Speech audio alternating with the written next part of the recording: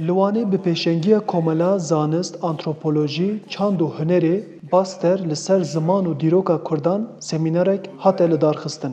Semîner li salona Konfederasyona Sendikayên Ketkarên Civakî keskê bi tevlîbûna nivîskar İbrahim Sungur, dîroknas İkram İşler û hejmarek xwendekaran birêve çû. Nivîskar Sungur di dîrokê da rewşa zimanê Kurdî, dîroknas İkram İşler jî li ser mejara huner û dîroka Kurdan hin agahî pêşkêş kirin. Tê zanîn ku li Tirkiyê bi milyonan Kurd dijîn, lê hêj jî di dibistanan da li ber perwerdeya zimanê Kurdî û dîroka Kurdan astangî hene. Ji ber vê yekê xwendekar semînerên bi vî şeklî gelek wathedar dibînin. Belê mesela dîroka li dibistana hînê me dikin, dîroka rastîn hînê me nakin û dîroka me Kurd û Kurdistanê hînê me nakin. Berviyekî wextê min rastiyê li vir bihîst, ez gelek kelecan bûm. Min got wa dewletên me ava bûne, zimanê me di milletê dinan da jî hewqas hatine axaftin û milletê vêga ji Kurda dûr tên hênkirin bo me, aslında ew jî Kurd in.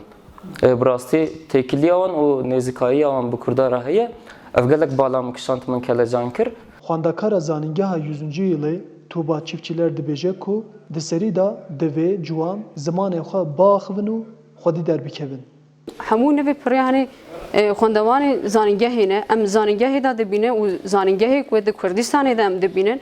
Em hemû serhedê û botanê tên lê em dema ku têne kileka hev em dinaxdinê ciwan qet Kurdî naxebin. Zimanê me niha dimre, em zimanê xê gerin niha ber sekeratê rake. Hani armanca me herî mezin ev e. Ew panele ji bo ciwanê me bizanin ku çand dewan xilas nabe, çand dewan dipê zimanê wan berdewam bike û ev çanda ne ku bê zolmdariya û bê dagirkeriyê nayê xilas kirin, em ê ser bikevin. Xwendekar Recep Demîr jî dibêje ew dibin navê Basterê da kombûne û bi taybetî li ser ziman, dîrok, çand û hunera Kurdan xebatên wiha dimeşînin û bang li xwendekaran kir ku tevî wan bibin.